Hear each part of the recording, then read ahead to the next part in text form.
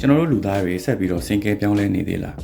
ဒီမေးခွန်းကိုအဖြေရှာဖို့ဆိုရင်တော့စင်ကဲပြောင်းလဲမှုဖြစ်စဉ်ကဘာလဲဆိုတာကိုတည်တည်ချာချာနားလည်ဖို့အရင်လိုအပ်လာပါပြီဒီတော့ကျွန်တော်တို့စင်ကဲပြောင်းလဲမှုဖြစ်စဉ်ကိုလေ့လာကြည့်ကြရအောင်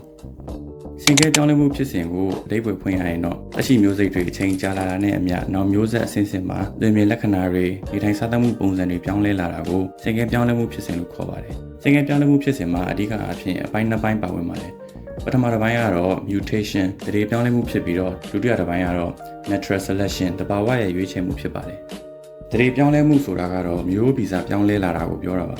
တရဝါတွေမျိုးပွားပြီဆိုရင်အဖေစီက DNA 50% ရဲ့အမေစီက DNA 50% ရဲ့ပေါင်းဆက်ပြီးတော့မွေးမဲ့ကလေးဖြစ်လာပါတယ်အဲ့ဒီလို DNA တစ်ဝက်စီပေါင်းဆက်တဲ့အချိန်မှာတစ်ခုခုချိုရင်းသွားရင်တရေပြောင်းလဲမှုဖြစ်လာပါတယ်ဥပမာပြောရရင်အဖေစီက ABC ဆိုတဲ့ DNA တွေပေးလိုက်တယ်ဒါပေမဲ့တစ်ခုခုချိုရင်းပြီးတော့ ABG ဆိုပြီးတော့ရောက်သွားတယ်ဆိုရင်တရေပြောင်းလဲမှုဖြစ်ပါတယ်တရေပြောင်းလဲမှုဥပမာပေးရရင်တော့အရက်မမြင့်တဲ့အဖေနဲ့အမေကနေမွေးလာတဲ့ကလေးကအရက်မြင့်ကြီးဖြစ်နေတာမျိုးပေါ့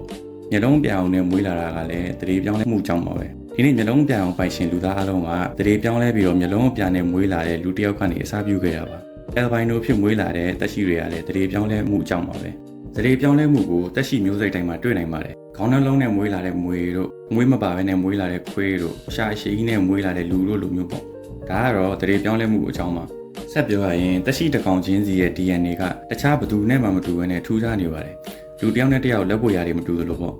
့လူတွေမှာဆိုလက်ဘင်းရှည်တဲ့လူလက်ချောင်းရှည်တဲ့လူခြေထောက်ရှည်တဲ့လူဆိုပြီးတော့အမျိုးမျိုးရှိသလိုပဲတရဝါတွေမှာလည်းမျိုးစိတ်တစ်ခုတည်းမှာကိုပဲပုံစံအမျိုးမျိုးနဲ့ဖြစ်နေတတ်ပါတယ်ကဘာပေါ်ကတရဝါတစ်ကောင်ချင်းစီကထူးခြားနေတာပေါ့ဥပမာဆိုရင်တစ်တော် area တစ်ခုမှာတရဝါမျိုးစိတ်တစ်မျိုးကျက်စားနေထိုင်တယ်အဲ့ဒီမျိုးစိတ်မှာအသင်မွေးလာတဲ့ကလေးတစ်ကောင်ကတရေပြောင်းလဲမှုဖြစ်ပြီးတော့တခြားအကောင်တွေထက်တိတိတသားပိုးရှည်တဲ့ level နဲ့မွေးလာတယ်ဒီလိုနဲ့တနေ့မှာတော့သူတို့မျိုးစိတ်ကျက်စားနေထိုင်တဲ့တစ်တော် area အတွင်းမှာအကြောင်းတစ်ခုခုကြောင့်ပတ်ဝန်းကျင်ပြောင်းလဲမှုဖြစ်ပြီးတော့အပင်နှိမ်လေးတွေတဖြည်းဖြည်းနဲ့ယုံနေလာပြီးတော့ပျောက်ကွယ်လာတယ်အပင်တွေရဲ့အရေးအတွက်တော်တော်များများက level ရှည်ရှည်နဲ့အကောင်လေးမိနိုင်တဲ့အရွယ်တွေပဲကျန်ခဲ့တော့တယ်ဒီအချိန်မှာ natural selection တဘာဝရဲ့ရွေးချယ်မှုစလာပါပြီတဘာဝပတ်ဝန်းကျင်မှာအပင်နှိမ်တွေယုံနေလာပြီးအပင်မြင့်တွေပေါ်များနေတဲ့အချိန်မှာတော့လေပင်ပိုးရှိနေတဲ့အကောင်လေးကအစာပိုးစားရပြီးတော့ပိုးပြီးတန်ဆွမ်းပိုးပြီးကျန်းမာလာတဲ့အတွက်သူ့အတွက်မျိုးပွားနိုင်မဲ့အခွင့်အရေးကပိုးပြီးတော့တိုးတက်လာပါတယ်ဒီနေရာမှာတခုပြောချင်တာကတဘာဝလောကကြီးမှာမျိုးပွားဖို့အခွင့်အရေးရဖို့ကမလွယ်ကူပါဘူးမွေးလာမဲ့ကလေးကောင်းကောင်းရှင်သန်ကြီးထွားနေထိုင်နိုင်ဖို့အတွက်အမတွေကအတန်မာဆုံးအကျန်းမာဆုံးအစာရှာနိုင်တဲ့စွမ်းရည်အရှိဆုံးအထီးတွေကိုပဲ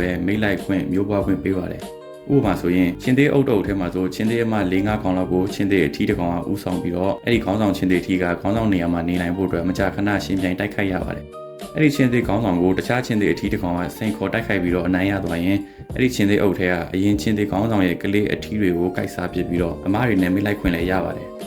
်လူတွေနဲ့အနီးဆက်ဆုံးချင်ပန်စီအုပ်စုတွေမှာဆိုရင်လည်းအထီးတွေကခေါင်းဆောင်နေရာအတွက်ရှင်ပြိုင်တိုက်ခိုက်ကြပြီးတော့အနိုင်ရတဲ့အတန်မာဆုံးအမဲလိုက်အကျွမ်းဆုံးချင်ပန်စီခေါင်းဆောင်ကပဲချင်ပန်စီအုပ်စုတွေကအမတွေနဲ့မိလိုက်မျိုးဖွာခွင့်ရှိပါတယ်လေဘင်းပိုးရှည်ပြီးတော့မွေးလာတဲ့အကောင်လေးကြောင့်ဆက်ပြောရရင်တရေပြောင်းလဲပြီးတော့သူများတွေထက်လေဘင်းတိတိတတ်တာပိုးရှည်ပြီးတော့မွေးလာတဲ့အကောင်လေးကပတ်ဝန်းကျင်ပြောင်းလဲလာပြီးအပင်နှိမ်တွေတစ်ပြေးနဲ့ရှားပါသူမိနိုင်တဲ့အပင်မြင့်တွေပေါ်များနေတဲ့အချိန်မှာသူတကောင်နဲ့အစာဝဝစာပို့ပြီးတော့တန်ဆွမ်းကျန်းမာပြီးတော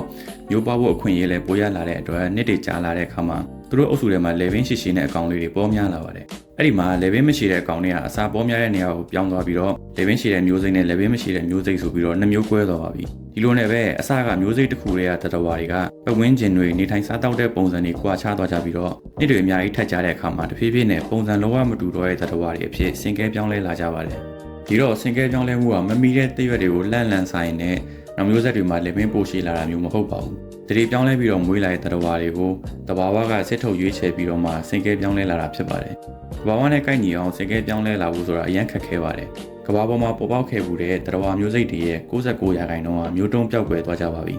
Survival of the fittest စင်ကဲပြောင်းလဲလာတဲ့တရဝါတွေထဲကမှတဘာဝပတ်ဝန်းကျင်နဲ့အကိုက်ညီဆုံးနေထိုင်နိုင်အောင်ပြောင်းလဲလာတဲ့100%လောက်ပဲရှိတဲ့တရဝါတွေပဲဆက်လက်ရှင်သန်နိုင်ပါတယ်ဒိုင်နိုဆောတွေဆိုရင်အစာရေစာပေါ်များတဲ့အချိန်မှာအကောင်အကြီးဖြစ်တဲ့အထိနှစ်တန်းပေါင်းများစွာဆင်ကဲပြောင်းလဲလာတယ်။အကောင်ကြီးတော့အစာတွေအများကြီးစားရတယ်။ကဘာဦးအောက်ကခဲကြီးတိုက်သစ်တောတွေပျောက်ကွယ်ပြီးတော့အစာရေစာရှားပါလာတဲ့အချိန်မှာတော့ဒိုင်နိုဆောတွေမျိုးတုံးပျောက်ကွယ်သွားရပါတယ်။နောက်ပုံမှာတစ်ခုဆိုတရေအုပ်တစ်အုပ်မှာအပြင်းမြန်တဲ့ကောင်ရှိမယ်၊နေတဲ့ကောင်ရှိမယ်။အဲ့ဒီတရေအုပ်ကိုမဲလိုက်နေတဲ့ကြက်တစ်တွေရှိမယ်။အဲ့ဒီအခါမှာမြန်မြန်မပြေးနိုင်တဲ့တရေတွေကကြက်တစ်စားတာခံရအပြင်းမြန်တဲ့ကောင်တွေပဲကျန်ခဲ့ပြီးတော့တဖြည်းဖြည်းနဲ့နှစ်တွေအများကြီးကြာတော့တရေတွေကကြက်တစ်နဲ့ရှင်ပြေးနိုင်တဲ့အထိမြန်တဲ့တရေတွေအဖြစ်ဆင်ကဲပြောင်းလဲလာပါတယ်။ တဘာဝကိုကြည့်လိုက်ရင်တရဝါတွေကသူတို့နေထိုင်ကျစားတဲ့ပတ်ဝန်းကျင်နဲ့အကိုက်ညီဆုံးဖြစ်နေတာကိုတွေ့နိုင်ပါတယ်ဒီပိုးကောင်လေးတွေမှာဆိုအယောင်အစိမ်းဖြစ်နေရင်တရက်တေချာမှာကိုရောင်ဖြောက်နေနိုင်လို့အစိမ်းအောင်ပိုးကောင်လေးတွေအဖြစ်ဆင်ကဲပြောင်းလဲလာတယ်နှံမီဆုံးငက်တွေမှာဆိုလဲသူတို့နေတဲ့ပတ်ဝန်းကျင်ကပန်းတွေရဲ့ဝိရီကအောက်ထဲမှာရှိနေတော့ရှည်တဲ့နှုတ်သီးတွေအဖြစ်ဆင်ကဲပြောင်းလဲလာတယ်ဆင်ကဲဖြစ်စဉ်ကိုအနည်းချုပ်ပြန်ပြောရရင်တရေပြောင်းလဲပြီးတော့နေထိုင်ကျစားတဲ့ပတ်ဝန်းကျင်နဲ့ပိုတင်းလျော်တဲ့ပုံစံနဲ့မွေးလာတဲ့သက်ရှိတွေကအသက်ရှင်နိုင်တဲ့အခွင့်အရေးပိုများလာတယ်ကလေးပိုမွေးနိုင်တယ်ဒီလိုနဲ့မျိုးစိတ်အသစ်တွေအဖြစ်ဆင်ကဲပြောင်းလဲလာတယ်ဆင်ကဲပြောင်းလဲမှုရဲ့တိတာထင်ရှားတဲ့သက်သေကတော့ခွေးတွေပါပဲဒီနေ့မြင်တွေ့နေရတဲ့ခွေးမျိုးစိတ်တွေအားလုံးက Grey Wolf လို့ခေါ်တဲ့ဝင်းပလွေမျိုးစိတ်ကနေဆင်းသက်လာကြတာပါဝင်းပလွေကြီးကနေဒီချူဝါဝါလိုအကောင်လေးဖြစ်ပြောင်းလဲလာတဲ့ဆိုပြီးကြားလိုက်ရင်ဂျုံကကံမြုံကခတ်ပါပဲ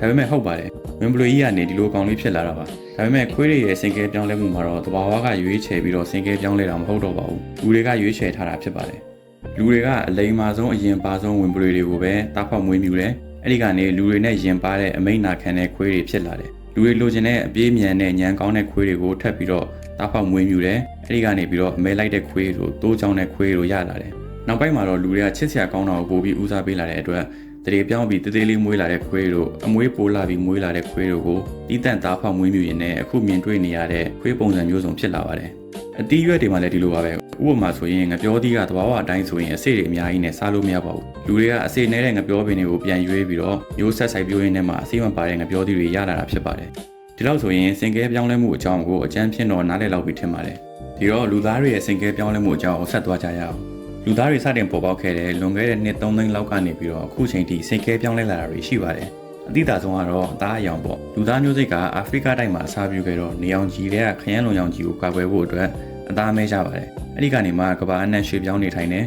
အေးပြီးတော့နေအောင်ကြီးရတာနေတဲ့နေရာကိုရောက်တဲ့အခါမှာအသားမဲတဲ့လူတွေကနေအောင်ကြီးရဲ့ခန္ဓာကိုယ်ကျန်းမာဖို့လိုအပ်တဲ့ဗီတာမင် D3 ကိုလုံလောက်မရတော့ဘူးအဲ့ဒီမှာတရေပြောင်းလဲပြီးတော့အသားအယောင်ဖြိုးဖြိုးနဲ့မွေးလာတဲ့လူတွေကနေအောင်ကြီးရတာနေတဲ့နေရာမှာဗီတာမင် D3 ကိုခန္ဓာကိုယ်ကပိုစုပ်ယူနိုင်တယ်ဒီတော့ပိုပြီးကျန်းမာတယ်အသက်ပိုရှည်တယ်ပိုပြီးတော့မျိုးပွားနိုင်တယ်ဒီလိုနဲ့နှစ်တွေအများကြီးထက်ကြတဲ့အခါမှာတော့အသားဖြူတဲ့လူတွေဖြစ်စင်ကဲပြောင်းလဲလာတယ်ပြီးတော့လွန်ခဲ့တဲ့နှစ်1000လောက်ကအထိရွယ်ရောက်ပြီးသားလူတွေကနွားနို့ကိုမတောက်နိုင်ပါဘူးအစာအိမ်ထဲမှာနွားနို့တွေကဓာတ်တွေကိုခြေဖြတ်နိုင်တဲ့အန်ဇိုင်းတွေမပါလို့ပါဒါပေမဲ့အစာရည်သာရှားပါတဲ့ခေတ်မှာတော့နွားနို့နဲ့နို့ထွက်ပစ္စည်းတွေကနေအဟာရဓာတ်တွေရတော့တရေပြောင်းလဲပြီးတော့နွားနို့တွေကဓာတ်တွေကိုခြေဖြတ်နိုင်တဲ့အန်ဇိုင်းပါတဲ့လူတွေကပိုကျန်းမာပိုသက်ရှည်ပြီးတော့ပိုမျိုးပွားနိုင်တဲ့အတွက်ရွယ်ရောက်ပြီးသားနွားနို့တောက်နိုင်တဲ့လူတွေပိုပြီးတော့ပေါများလာပါတယ်ခုခေတ်လူတွေကယောဂပိုးတွေရဲ့တန်ကိုပိုပြီးတော့ခံနိုင်ရရှိလာပါတယ်။အုံနောက်တွေလည်းပိုပြီးတော့ဖွံ့ဖြိုးတိုးတက်လာတယ်။ဒါပေမဲ့လူသားတွေရဲ့နေထိုင်မှုပုံစံကအရန်တိုးတက်ပြောင်းလဲလာတဲ့အတွက်အကြီးစားစင်ကဲပြောင်းလဲမှုဖြစ်နိုင်ခြေကတော့မရှိသလောက်နည်းသွားပါပြီ။ပထမတစ်ချက်ကတော့လူဦးရေအရန်များလာပါတယ်။စင်ကဲပြောင်းလဲမှုက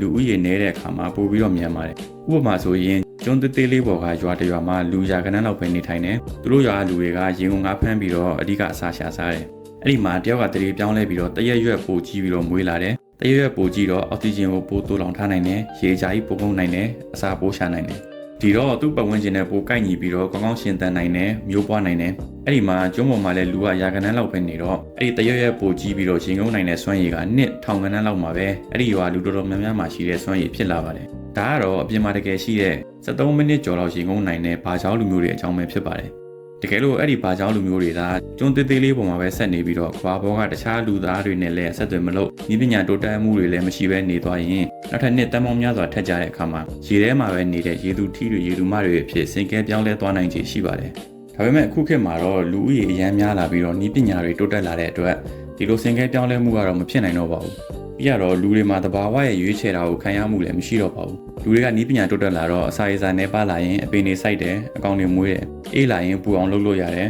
ယောဂပိုးတွေဖြစ်ရင်စိတ်ကူးလို့ရတယ်ဒီတော့လူတွေကတဘာဝပတ်ဝန်းကျင်ကိုစိတ်ပူစရာမလိုတော့ပါဘူးလူတွေမှာတရေပြောင်းလဲမှုတွေဆက်ဖြစ်နေသေးပေမဲ့လူဦးရေတိုးတက်လာမှုဒီဤပညာတိုးတက်လာမှုတွေကြောင့်အကြီးစားစင်ကဲပြောင်းလဲမှုတွေကတော့မဖြစ်နိုင်တော့ပါဘူးဒီတော့လူသားတွေဆက်ပြီးတော့စင်ကဲပြောင်းလဲနေသေးလားဆိုရင်အသေးစားပြောင်းလဲမှုတွေတော့ဖြစ်နေတယ်။နောက်မျိုးစိတ်တစ်မျိုးအဖြစ်အကြီးစားပြောင်းလဲသွားဖို့ကဖြစ်နိုင်ခြင်းမရှိတော့ဘူးဆိုတဲ့အဖြေကတော့ခုခေတ်အခြေအနေနဲ့အသင့်လျော်ဆုံးလို့ပြောလို့ရပါတယ်။နောက်ဆုံးပြောချင်တာကတော့ဒီစင်ကဲပြောင်းလဲမှုဖြစ်စဉ်ဆိုတာ theory တစ်ခုတည်းမဟုတ်တော့ပါဘူး။စောင့်ကြည့်လေ့လာမှုတွေစမ်းသပ်မှုတွေတက်တွေအများကြီးနဲ့အချက်အလက်တစ်ခုဖြစ်နေပါပြီ။တိုးတက်ပြီးသားနိုင်ငံတွေမှာဆိုရင်ဒီစင်ကဲဖြစ်စဉ်အကြောင်းကအလဲတန်းနဲ့အထက်တန်းဇီဝဗေဒသင်ခန်းစာတွေမှာသင်ရတဲ့လူတိုင်းသိတဲ့အခြေခံဘဝတုဒလို့ဖြစ်နေပါပြီ။ဒီခြေလေးချောင်းနဲ့ကုန်းတွေနိုးတိုက်တဲ့တော်ကနေဝေလာငါးအထိစင်ကဲပြောင်းလဲလာတယ်ဆိုတာမှလည်း ဒီအလဲကပြောင်းလဲလာတဲ့အဆင့်တွေက